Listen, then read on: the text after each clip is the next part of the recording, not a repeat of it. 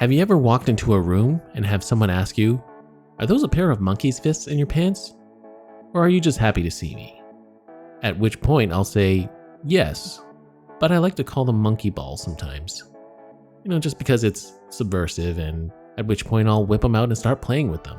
In all seriousness though, these two balls on a string are actually referred to as a Begleri, a skill toy from Greek culture which originally consists of two beads on a string like these from a round square. But that aside, we're here for a Paracord version, the monkey's fist version. Now I've taught this before, and this should be the final iteration. They're fun to play with just about anywhere, and even in front of your family.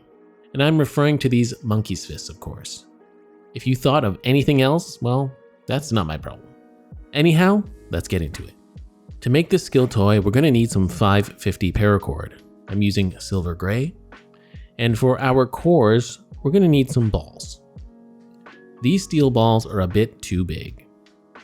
These are humongously too big. And these here, well, they are just right. They're 1/2-inch steel ball bearings, and they're actually slingshot ammo. Now, if you don't want to buy these steel balls, you can use marbles. These are just the standard sized ones, but I prefer to have balls of steel than balls of glass. Also, have a look at this sack of marbles. I've had this since I was a child. Little Timmy was never really good at marbles though. Anyhow, that's another story.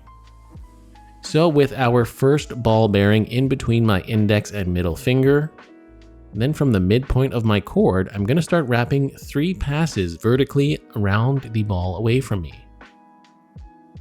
After the first 3, we're going to pivot 90 degrees and start wrapping 3 passes horizontally around the middle of the first set.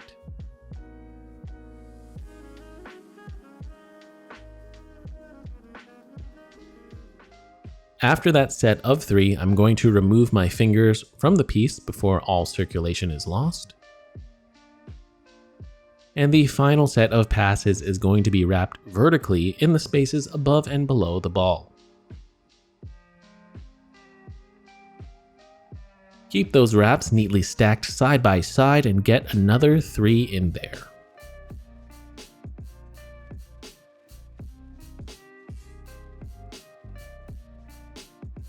With all 3 sets wrapped, just double check and make sure you have equal amounts on all sides. And from here we can start tightening and working the slack out. I'd start with the first set of passes we did and just work the majority of the slack out the long end. Leave a small amount on the short end, and I like to do 2 rounds of tightening. Now if you need further tips on tightening, I've got a video about that and I'll have it linked. To complete the monkey's fist and hide the paracord end, on the short end I'm going to clip off the paracord, melt it slightly, and then before it hardens, I'm going to very carefully and expertly pull the melted end just underneath the set of passes it's closest to. You can pull it further underneath if you really want to hide it, but just don't yank it all the way out. Then from there, work the remaining slack out the long end.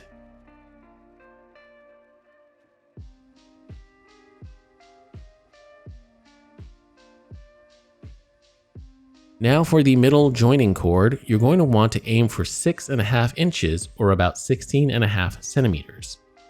Now this is a very average length for playing long game Begleri, but your mileage may vary.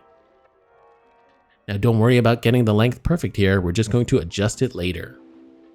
From here we're going to tie the second monkey's fist. Just repeat the exact same steps as the first time, so no need for me to go through all that again.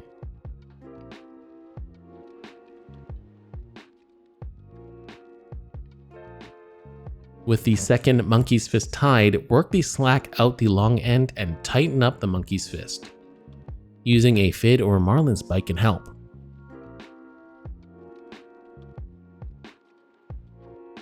Now to get the perfect length for your joining cord, adjust the slack out of the middle cord so that it measures 6 inches or about 15.24 centimeters. Now we're going to do the same finishing method on this monkey's fist. Snip off the end, melt with the lighter, and then pull the melted end under the set of passes. Then from there, work the remaining bit of slack through the knot to the middle joining cord.